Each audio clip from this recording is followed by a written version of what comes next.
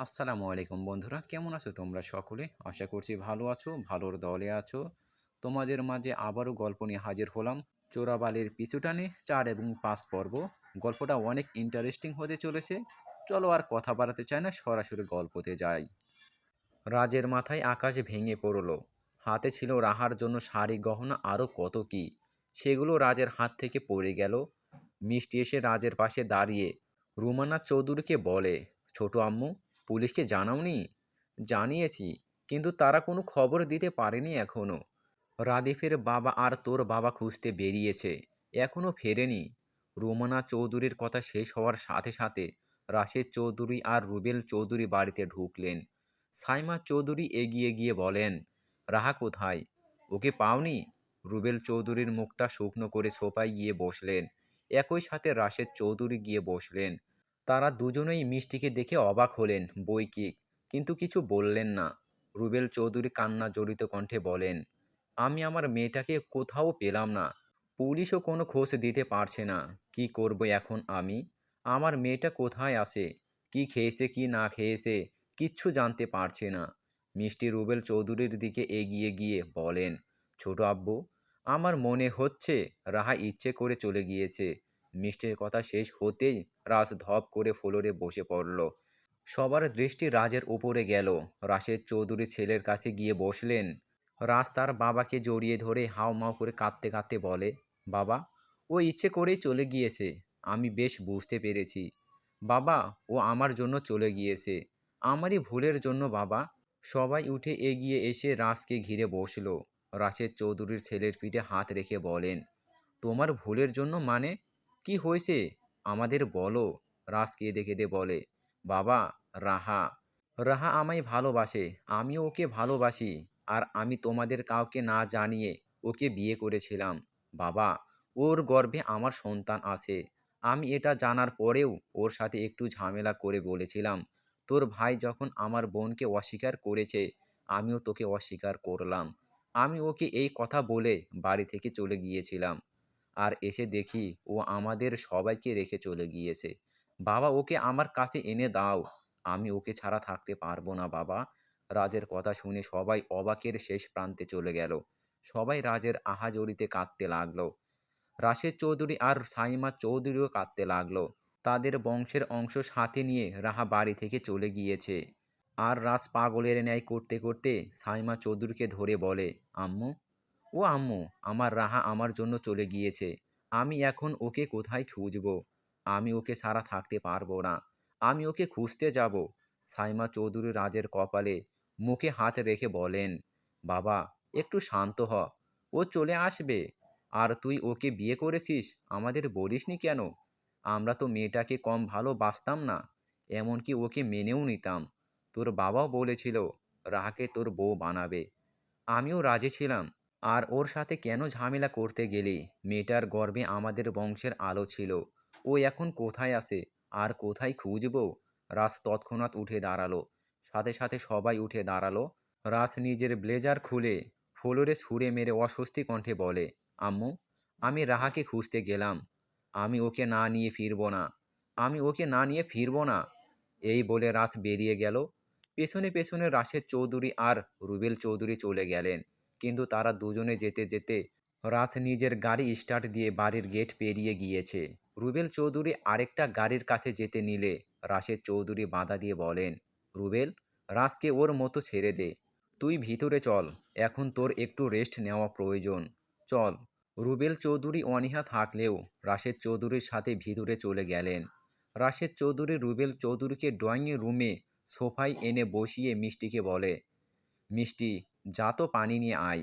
মিষ্টি দৌড়ে গিয়ে পানি নিয়ে এসে রুবেল চৌধুরীর সামনে ধরে। রুবেল চৌধুরী মিষ্টির হাত থেকে পানির গ্লাসটা নিয়ে খালি পানি খেয়ে নিলেন। এরপরে মিষ্টির হাতে খালি গ্লাসটা দিলেন। মিষ্টি গ্লাসটা রেখে আবারও তার ছোট আব্বুর পাশে এসে দাঁড়ালো। রুবেল চৌধুরী মিষ্টির দিকে তাকিয়ে বলেন, মিষ্টিমা, আমার পাশে বসো। মিষ্টি রুবেল চৌধুরীর পাশে বসল। রুবেল চৌধুরীর গলার কণ্ঠ খাদে নামিয়ে বলেন, রাজ আর রাহার মাঝে হওয়া ঝামেলাটার ব্যাপারে আমাকে সব খুলে বলতো। মিষ্টি রাজ আর রাহার মাঝে হওয়া ঝামেলাটা শুরু থেকে শেষ পর্যন্ত বলল সবাইকে।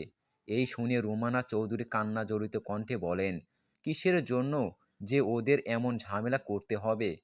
রাদিফ আর মিষ্টি তো নিজেরাই আলাদা আলাদা হয়ে গিয়েছে।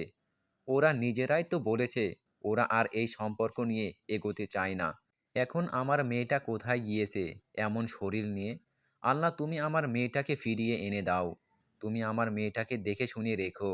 রুবেল চৌধুরী সোফায় গা এলিয়ে দিয়ে বললেন, কালকে রাতে রাহা কেন যে ওই কথাগুলো বলেছিল, এখন আমি সব বুঝতে পারছি। কেন ওর বাড়ি থেকে চলে যেতে হবে? আমি কি মরে গিয়েছিলাম? ও আমাকে জানাতো। এখন এই শরীর নিয়ে কোথায় বা যাবে?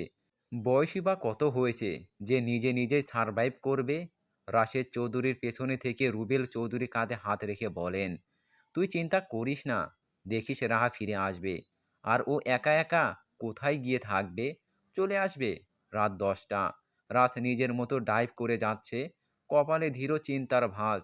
আশেপাশে কত জায়গায় তাকিয়ে দেখছে, কিন্তু কোথাও রাহার দেখা মিলছে না। গাড়িতে এসি অন থাকার সত্ত্বেও ঘামছে। শার্টের বোতাম ওপরের গুলো খুলে দিল, টান টান বুকটা তবুও ঘামছে।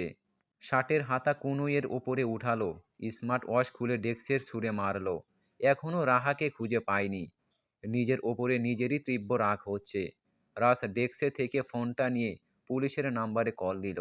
কল রিসিভ হতেই বলে, হ্যালো, আমি রাস চৌধুরী বলছি। আমার ওয়াইফ রাহা চৌধুরী মিসিং। ওকে পেয়েছেন? না স্যার, আমরা এখনও পাইনি। এই শুনে রাস রেগে গিয়ে বলে ওঠে, পাননি মানে কি? একজন মেয়েকে খুঁজতে এত সময় লাগে? স্যার, আমরা দেখছি। দেখছি না, আমার ইমিডিয়েটলি খোঁজ চাই। আর ওর নাম্বার ট্যাগ করতে পেরেছেন? স্যার, আমরা নাম্বারটাও ট্যাগ করতে পারিনি। নাম্বারটা বন্ধ বলছে, আর ট্যাগও করা যাচ্ছে না। আমরা আরও ফোর্স লাগিয়েছি। রাজতুপ্ত শ্বাস ফেলে বলে, ঠিক আছে, আমার ওয়াইফের কোনো খোঁজ পেলে ইমার্জেন্সি আমাকে জানাবেন। Okay sir. রাজ কল কেটে দিয়ে ফোন ডেস্কে ছুঁড়ে মারল। এক সময় কেঁদে উঠল। কিছুক্ষণ পরে গাড়িটাও থামায়। কেঁদে কেঁদে নিজে নিজেই বলে ওঠে, তুই কি করলি রাহা? আমায় ছেড়ে চলে গেলি। তুই কি একটুও ভেবে দেখিসনি আমি তোকে ছাড়া কিভাবে থাকব? তোকে এত ভালোবাসার পরেও তুই এরকম জেদ নিয়ে চলে গেলি। তুই যেদিন হসপিটালে গিয়েছিলি সেদিন তোকে আমার বন্ধুরা বাড়িতে দিয়ে গিয়েছিল। তুই কি সেই চিরকুটটাও পাসনি? সব দেখেও তোর একটুও মনে হয়নি যে আমি এগুলো করছি? তুই এই কয়েকদিনে আমার সাথে যোগাযোগ করার চেষ্টা করিসনি। তোকে বিয়ে করলাম, নিজের করে রাখলাম, আর তুই সেদিনের কথাগুলো শুনেই আমার থেকে দূরে চলে যাওয়ার সিদ্ধান্ত নিলি। আমাকে বলার সময়ও দিলি না। আমি এখন তোকে কোথায় খুঁজব? রাহা এয়ারপোর্ট থেকে বেরিয়ে এক কোণে দাঁড়িয়ে রইল। রাদিফ রাহাকে দেখা মাত্রই দৌড়ে এগিয়ে এলো রাহার কাছে। রাহার চোখে পানি জল করে উঠল। মুহূর্তের ভাইকে জড়িয়ে ধরে কেঁদে দিল। রাদিফ রাহার চুলে হাত বুলিয়ে দিয়ে বলে, কাঁদছিস কেন? তোর ভাইয়ের কাছে চলে এসেছিস না? কোনো ভয় নেই। রাদিফ রাহার হাত থেকে লেদার নিয়ে বলে, চল। অনেক চিন্তায় ছিলাম, তুই যে একা একা এই পর্যন্ত এসেছিস। কোনো বিপদ হয়নি? আলহামদুলিল্লাহ। রাদিফ এক হাতে লেদার নিয়ে আরেক হাতে রাহাকে নিয়ে চলল পার্কিং জোনে। সেখানে আসতেই রাদিফের একটা বাঙালি বন্ধুর নাম সিফাত বলে ওঠে, বন্ধু এসেছিস? আর এইটা তোর বোন? হুম, এইটা আমার বোন রাহা। সিফাত রাহার দিকে তাকিয়ে বলে ওঠে, তোর বোন মানে তো আমারও বোন। রাহা, ভালো আছো? রাহা হালকা হেসে বলে, হ্যাঁ ভালো আছি। আপনি ভালো আছেন? হ্যাঁ ভালো আছি। তিনজনই গাড়িতে উঠে বসলো। রাদীপ গাড়ি ড্রাইভ করতে লাগলো। তার পাশে সিফাত বসেছে, আর রাহা ব্যাক সিটে বসেছে। এর মাঝে তিনজনেরই মাঝেই টুকটাক কথা হয়েছে। রাদীপ নিজের ম্যানশনে আসার আগে সিফাতকে তার বাসার সামনে নামিয়ে দিয়ে এসেছে। রাদীপ একটা বাসার সামনে গাড়ি পার্ক করে। এরপরে রাহা আর রাদীপ দুজনেই নেমে যায়। রাহা ভাইয়ের সাথে বাড়ির ভেতরে ঢুকলো। বাড়িটা ডুপ্লেক্স। ঢুকতেই ড্রয়িং রুম, অনেক স্পেস। এক পাশে স্টাডিং রুম, সাথে বুক সেলফ। আরেক পাশে সোফা, আর মাঝ বরাবর সিঁড়ি। সিঁড়ির পাশে ড্রয়িং রুম স্পেস। এর পাশে কিচেন। সব কিছু আধুনিক জিনিস আর আধুনিক স্টাইলে সেট আপ করা। রাহা ভেতরে ঢুকে আশেপাশে তাকিয়ে বলে, ভাইয়া, তোমার বাসাটা তো খুব সুন্দর। আগে তো শুধু ফোনে দেখতাম, আর এখন নিজ চোখে দেখে খুবই ভালো লাগছে। আর এইখানে তুমি একাই থাকো? রাদীপ হেসে বলে, একাই থাকতাম 2 বছর ধরে। আমার সাথে সাইমনও থাকে, আর ও একটা কাজে দেশে গিয়েছে, কিছুদিন পরেই চলে আসবে। ও, রাদিফ রাহাকে নিয়ে উপরে চলে আসে। বেডরুমগুলো উপরেই, সব মিলিয়ে উপরে 4টা বেডরুম। 3টা নিজেরা ব্যবহার করার জন্য, আরেকটা গেস্ট রুম হিসেবে রাখা হয়েছে। আর নিচে শুধু একটা বেডরুম, যেখানে বেশিরভাগ মেয়েরই থাকে। রাদিফ রাহাকে একটা রুমে এনে বলে, এই রুমে তুই থাকবি, আর সব কিছু তোর নিজের। সারা বাড়িতে তুই শুধু নিজের মতো করেই থাকবি, মনে যা আসে তাই করবি। আর যদি কখনো মন খারাপ দেখি, তাহলে মার খাবি। রাহার কান্না পাচ্ছে, কাছে থেকে ভাইয়ের কথা শুনে। তার ভাই অভিভাবকের মতো করে বোঝাচ্ছে তাকে। রাদীপ রাহাকে চুপচাপ থাকতে দেখে হালকা মাথায় টোকা দিয়ে বলে, কি ভাবছিস? যা এবার ফ্রেশ হয়ে আয়। আমি মেয়েটকে বলে খাবার রেডি করতে বলছি, তুই তাড়াতাড়ি চলে আয় নিচে। রাহা বলে, ঠিক আছে ভাইয়া। রাদীপ চলে যায় নিচে। কিচেনের সামনে গিয়ে একজন মহিলা মেয়েটকে বলে খাবার রেডি করতে। মেয়েটটি খাবার রেডি করে ডাইনিং টেবিলে রাখতে শুরু করে। রাদীপ আর সাইমন যখন ছিল, তখন নিজেরাই নিজেদের কাজগুলো করত। রাদীপ এখন একা বলে, আর রাহা এসেছে বলে মেড হায়ার করেছে। মিনিট 20 পরে রাহা নিচে নেমে আসে। রাদীপ রাহাকে নিয়ে ডাইনিং টেবিলে বসে। খাওয়া শেষ করে রাদীপ রাহাকে বলে রেস্ট নিতে, শুয়ে পড়তে। রাহাও কথা বাড়ায় না, চলে যায় নিজের রুমে। সারাদিন বিমানে জার্নি করার ফলে শরীরটাও ক্লান্ত লাগছে। রাজ বাড়িতে ফিরতেই দেখল ড্রয়িং রুমে তার মা বসে আছে। রাজ এগিয়ে যেতেই সাইমা চৌধুরী উঠে এগিয়ে এসে বলেন, পেয়েছিস রাহাকে? রাজ গলার কণ্ঠ খাদে নামিয়ে বলে, অনেক খুঁজেছি আম্মু, কোথাও পাইনি আমি ওকে। এই বলে রাজ সোফায় বসে পড়ল। সাইমা চৌধুরী ছেলের কাছে বসলেন। রাজ আস্তে করে তার মায়ের কোলে মাথা রেখে শুলো। পরক্ষণে কেঁদে উঠল, যা দেখে সাইমা চৌধুরী নিঃশব্দে কাঁদছেন। রাজ কান্না জড়িত গলায় তার মাকে বলে, আম্মু, ও আম্মু, আমি যে রাহাকে পেলাম না।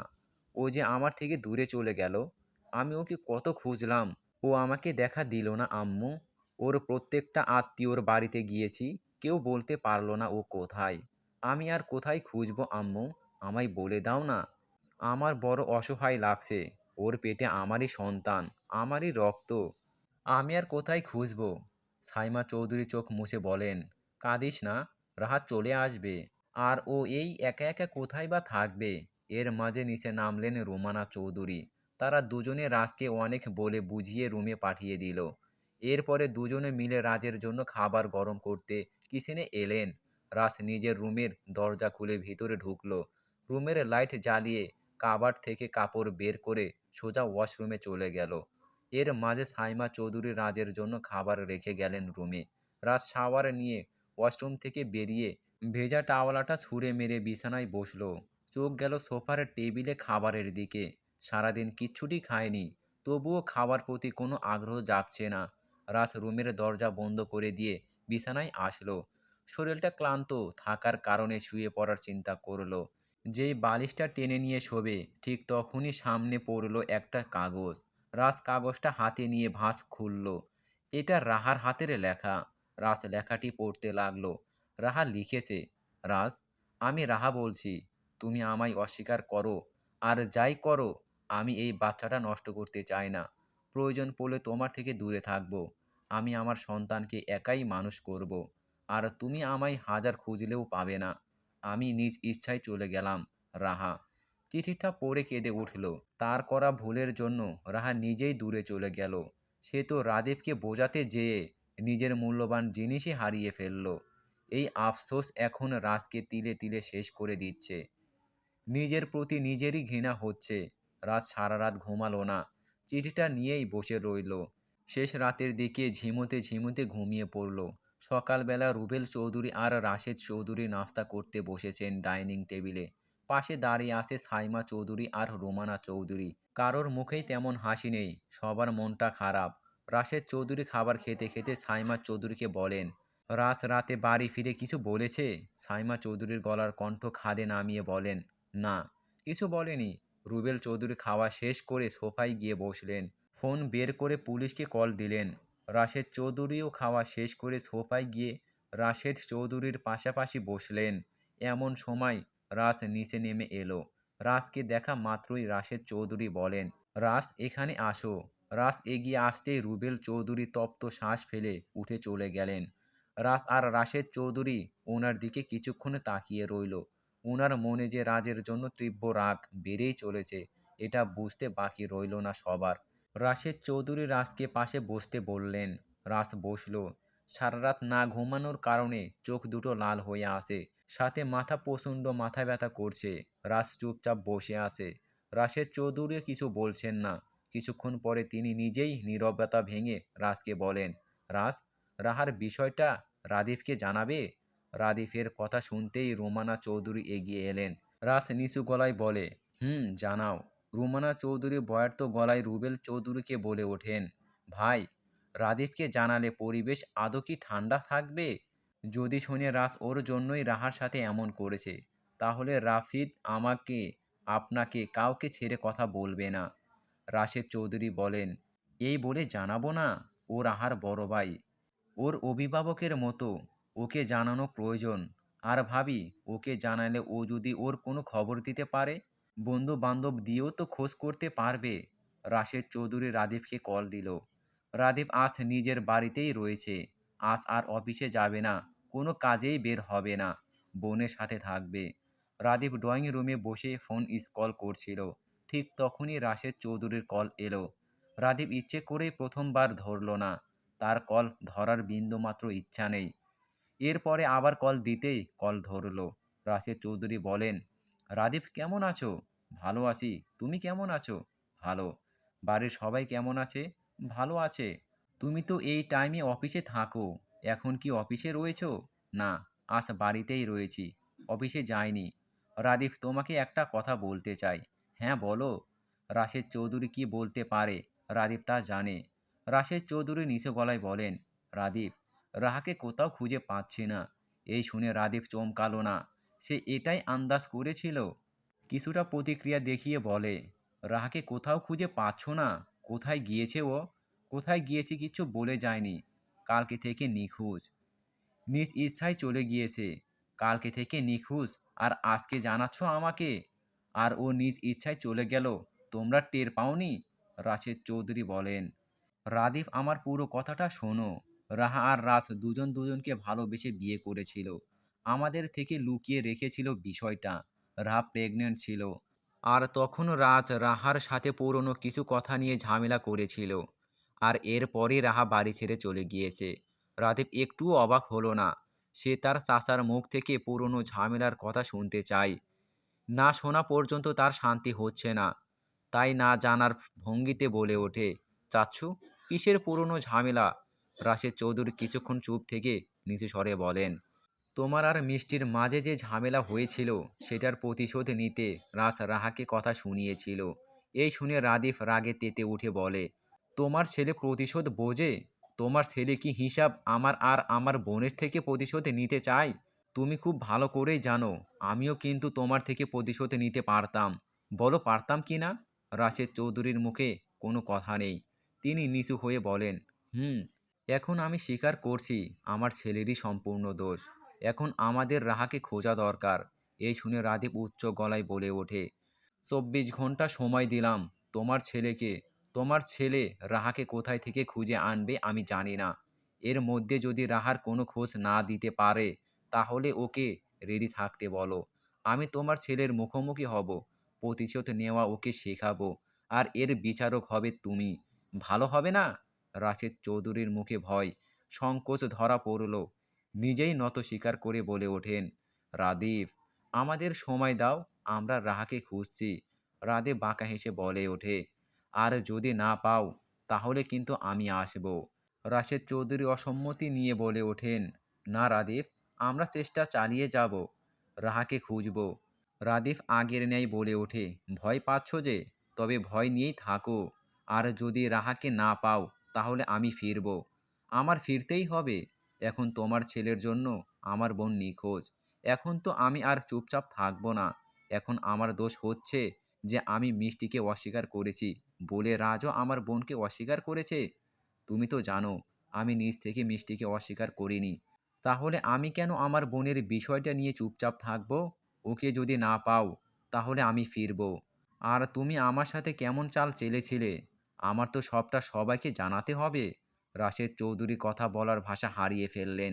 রাদিফের কথাগুলো শুনে মনে মনে ভয় পেয়ে গেলেন। তিনি গলার কণ্ঠ খাদে নামিয়ে বলে ওঠেন, রাদিফ, আমরা রাহাকে খুঁজে পাবই, তুমি চিন্তা করো না। আর রাহাকে পেলে জানাবো। রাদীপ তাচ্ছিল্য হাসি দিয়ে বলে ওঠে, হুম, জানিও, আমি অপেক্ষায় থাকবো। তোমার ছেলের আর তোমার কাছে সময় কিন্তু 24 ঘন্টা। রাশেদ চৌধুরী বলেন, রাদীপ, এর আগেই ওকে খুঁজে পাবো ইনশাআল্লাহ। রাদীপ আর কিছু বলার আগ্রহ দেখালো না। শেষের কথা হিসেবে শক্ত গলায় বলে ওঠে, হুম, খুঁজো। আর না পেলে আমি কি করব তা তোমার ভালো করেই জানা আছে।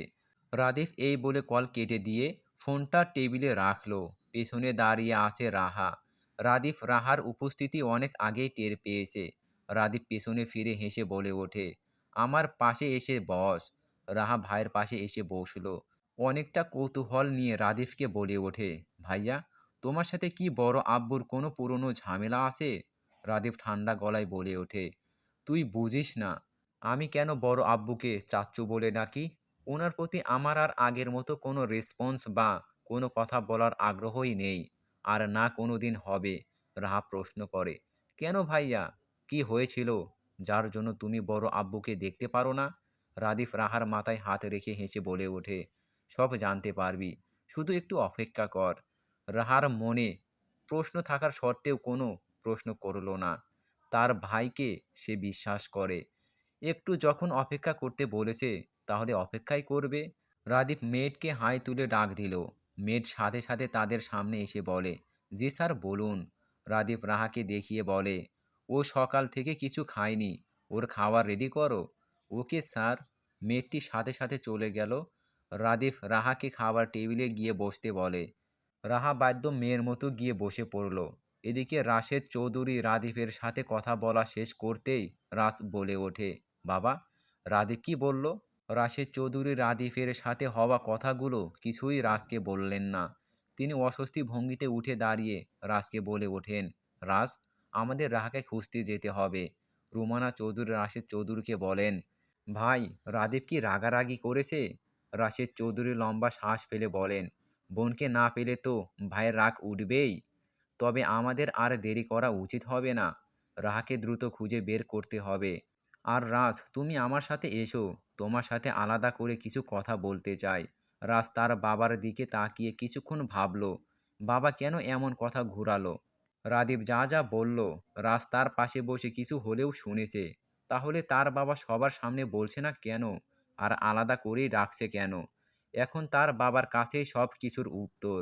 এখন তার বাবা সবার সামনে যখন এড়িয়ে যাচ্ছে, তাহলে রাজের এই পুরনো জিনিসটা জানতে তার বাবার সাথে আলাদা করেই কথা বলতে হবে। এর একটু পরেই রাদীপের ফোনে আবার কল এলো। এবার স্ক্রিনে তাকিয়ে দেখল সাইমনের কল। রাদীপ কল রিসিভ করে বলে, কিরে, কেমন আছিস? বন্ধু, ভালো আছি, তুই কেমন আছিস? ভালো। সাইমন বলে, তুই আজ অফিসে যাসনি? না, যাইনি, আজ রাহার সাথে থাকবো, কাল যাব অফিসে। ও বন্ধু, শোন। হ্যাঁ বল। বন্ধু, আমি কালকে ফিরে আসছি। রাদীপ খুশি হয়ে বলে, কি, কালকে আসছিস? হুম, কালকের ফ্লাইটেই। ঠিক আছে, আর কখন এয়ারপোর্টে এসে নামবি জানাস, আমি তোকে আনতে যাব। বন্ধু, জানাবো। রাদীপ সাইমনের সাথে কথা বলতে বলতে উপরে চলে গেল। রাহা খাবার খাচ্ছে না। মূলত কোনো খাবারই তার গলা দিয়ে নামতে চাইছে না। বারবার বাড়ির সবার কথা মনে পড়ছে। মেয়েটি রাহাকে খাবার খেতে না দেখে বলে ওঠে, ম্যাম, খাচ্ছেন না যে? রাহা ভাবনার ঘোর থেকে বেরিয়ে বলে, খাচ্ছি। রাহা খাবার মুখে তুলতে তুলতে মেয়েটকে বলে, আন্টি, আমাকে প্লিজ ম্যাম বলে ডাকবেন না, আমার অস্বস্তি হয়। আমি আপনার থেকে অনেক ছোট, আমাকে রাহা বলে ডাকবেন। মেয়েটি হেসে বলে, ঠিক আছে। সাইমন রাদীফের সাথে কথা বলা শেষ করে খুশি হয়ে বিছানায় শুয়ে পড়ল। সে যে জাপানে ফিরে যাচ্ছে শুধু রাহার জন্য। রাহাকে সেদিনের পর থেকে আর ভুলতে পারছে না। রাহাকে ভালোবেসে ফেলেছে। আগে থেকেই ভালোবাসে, কিন্তু কোনোদিনও বলে উঠতে পারেনি বন্ধুত্ব নষ্ট হওয়ার ভয়ে। তবে এখন কেন যেন তার ভয় লাগছে না। এখন জাপানে ফিরে গিয়ে তার বন্ধুকে জানাবে, এরপর যা হবার হবে। চলবে। এই পর্বটা কেমন লাগলো অবশ্যই কমেন্ট বক্সে কমেন্ট করে জানাবেন। ধন্যবাদ সবাইকে পাশে থাকার জন্য।